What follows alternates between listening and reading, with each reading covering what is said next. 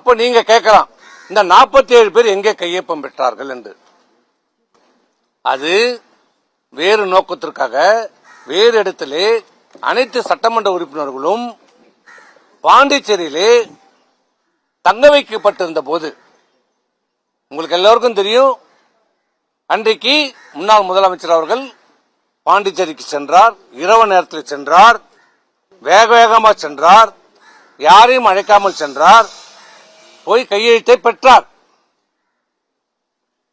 தனித்தனியாக பெற்றார். அன்றைக்கு அந்த பாண்டிச்சேரியிலே நடைபெற்ற அந்த விடுதியிலே என்ன பேசினார், என்ன சொன்னார் தெரியுமா? அதை சொல்ல அவர் தயாராக இருக்கிறாரா? என்ன சொன்னார்? கையெழுத்தை பெறுவதற்கு என்ன சொல்லி கையெழுத்தை பெற்றார்? நான் மேலே பேசிவிட்டேன், மேலே சம்மதம் சொல்லிவிட்டார்கள், நாம் ஆட்சி அமைக்கிறோம், நான் முதலமைச்சராக ஆகப் போகிறேன், திமுக நமக்கு வெளியிலிருந்து ஆதரவு தருகிறது, திமுக ஆதரவோடு அனைத்து இந்திய அண்ணா திராவிட முன்னேற்ற கழகம் எடப்பாடி பழனிசாமியாக நான் என் தலைமையிலே ஆட்சி அமையப் போகிறது, நீங்களெல்லாம் அமைச்சராகலாம் என்று ஆசை வார்த்தைகளை கூறினார் என்று அன்றைக்கே சொன்னார். சொன்னாரா இல்லையா? அத்தனை சட்டமன்ற உறுப்பினர்கள் கேட்டிருக்கலாம். பிஜேபி எம்எல்ஏயும் நம்முடைய கட்சியில் இணைந்து கொள்வார் என்று சொன்னார். ஆனால் சட்டமன்ற கூட்டம் எங்கேயுமே எப்போதும் நடைபெறவில்லை. நடந்தது ஒரே சட்டமன்ற கூட்டம், நடந்தது, உறுப்பினருடைய கூட்டம் நடைபெற்றது 8ஆம் தேதி.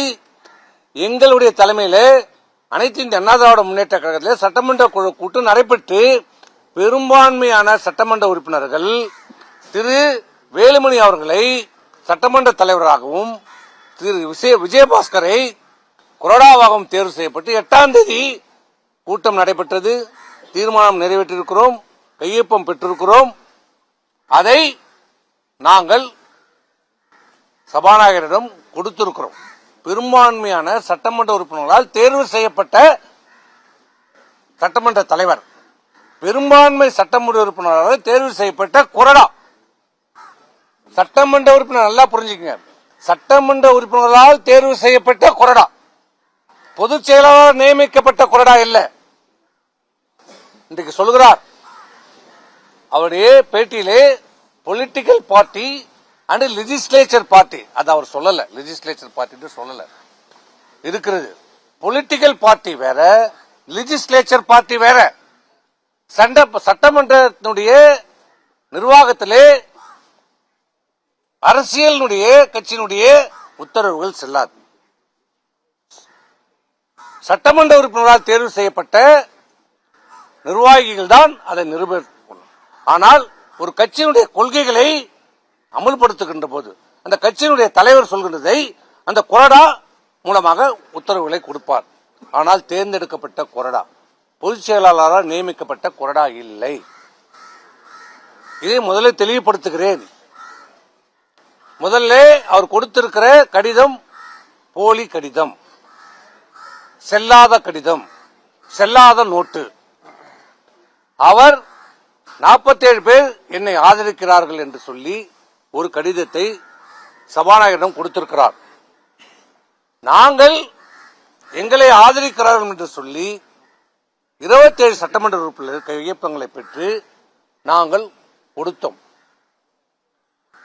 புதிதாக தேர்வு செய்யப்படுகிற சட்டமன்றத்திலே அந்த கட்சியினுடைய உறுப்பினர் ஒரு கட்சியினுடைய உறுப்பினராக தேர்வு செய்யப்பட்டு சபாநாயகரிடம் கொடுத்த பிறகு சபாநாயகர் அது அங்கீகரிக்கப்பட வேண்டும். இப்ப திமுக கொடுத்திருக்கிறாங்க, எதிர்கட்சி தலைவர் மாண்புமிகு உதயநிதி ஸ்டாலினை தேர்ந்தெடுத்திருக்கிறாங்க, அவர் அங்கீகரிச்சிருக்கிறார். அதே மாதிரி காங்கிரஸ்ல தேர்ந்தெடுத்திருக்கிறாங்க, விடுதலை சிறுத்தையில் தேர்ந்தெடுத்திருக்கிறாங்க.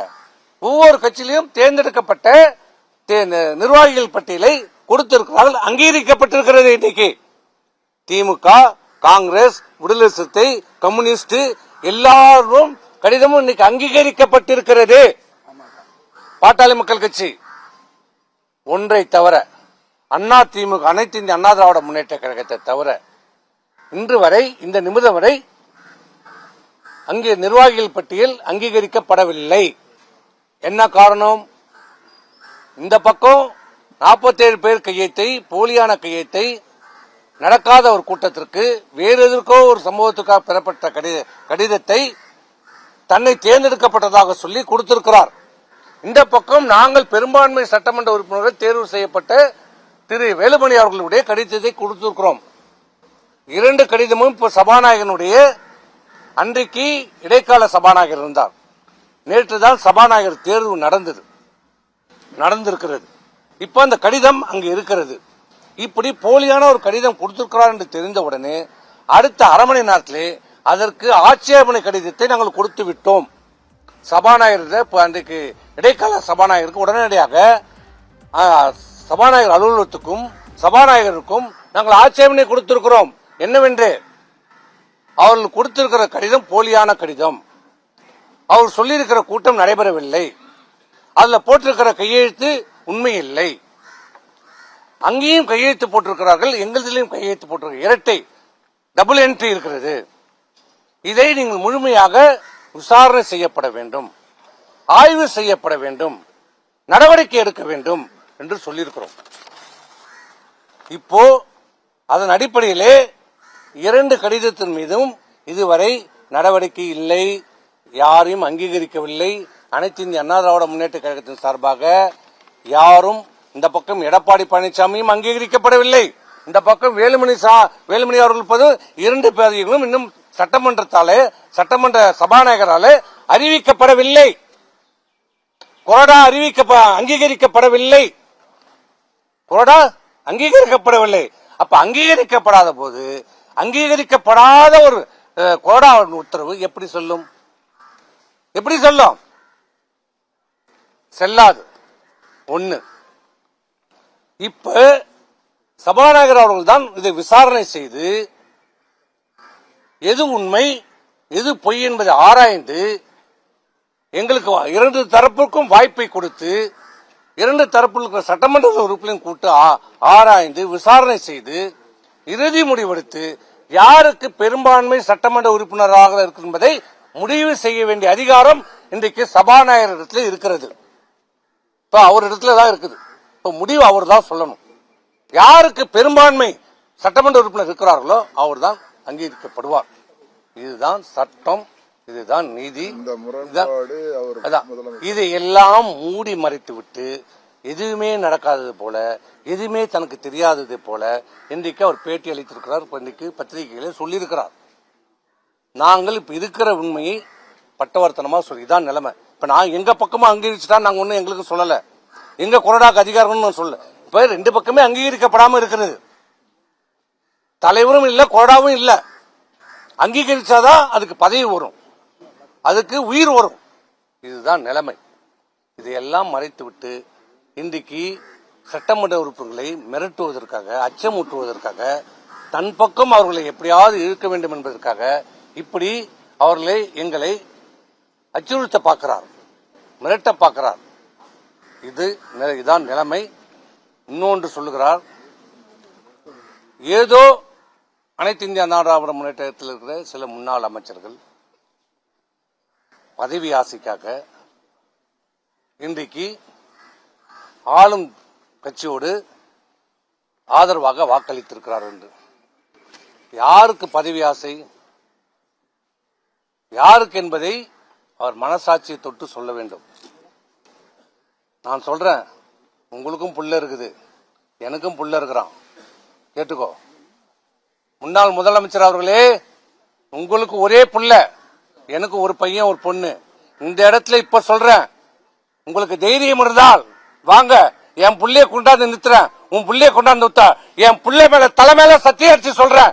நீங்கள் சொன்னது என்ன என்ன என்ன சொன்னீங்க?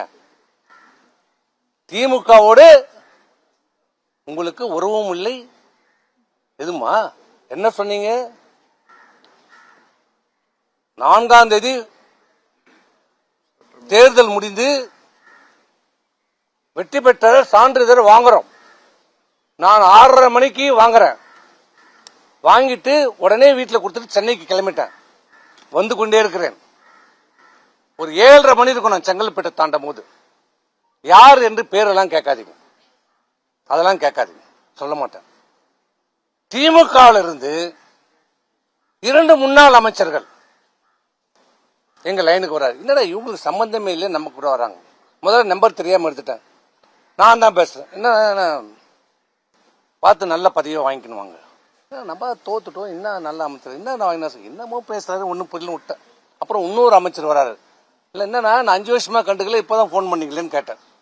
இல்ல எல்லாம் நல்லபடியா போகுது, எல்லாம் நல்லா பாத்துங்க, நல்லா அமைச்சர் என்னமோ சொல்றாங்க, எனக்கு ஒன்னும் புரியல. நாங்க தோல்வி இதுல அந்த சங்கடத்துல விட்டுட்டோம். நைட்டு வந்துட்டோம். காலையில தான் இதனுடைய விஷயமே எங்களுக்கு புரியுது. காலையில எங்களுக்கு செய்தி வருகிறது, பொதுச்செயலாளர் என்னன்னு பேசுகிறாரு, நம்ம ஆட்சி அமைக்கிறோம். என்ன சொல்றீங்க? திமுக நமக்கு ஆதரவு தருகிறது, வெளியிலிருந்து ஆதரவு தருகிறார்கள். நான் டெல்லியில பேசிட்டேன், எல்லாம் முடிஞ்சிருச்சு. திமுக ஆட்சியில பங்கெடுக்கல, அவங்க வெளியிலிருந்து நமக்கு ஆதரவு தருகிறாங்க. அந்த கூட்டணியில் இருக்கிறவங்களுக்கு மட்டும் ஒரு அமைச்சர் கொடுங்க, மீதி எல்லாம் நீங்க எடுத்துங்க, நமக்கு ஒரு 25 அமைச்சர்கள் கிடைக்கும். நான் கேட்டேன், இது எப்படி? இந்த இயக்கம் ஆரம்பிக்கப்பட்டது எதனால? திமுகவை எதிர்த்து தொடங்கப்பட்ட இயக்கம். திமுக ஒரு தீய சக்தி, அது அழிக்கப்பட வேண்டும்.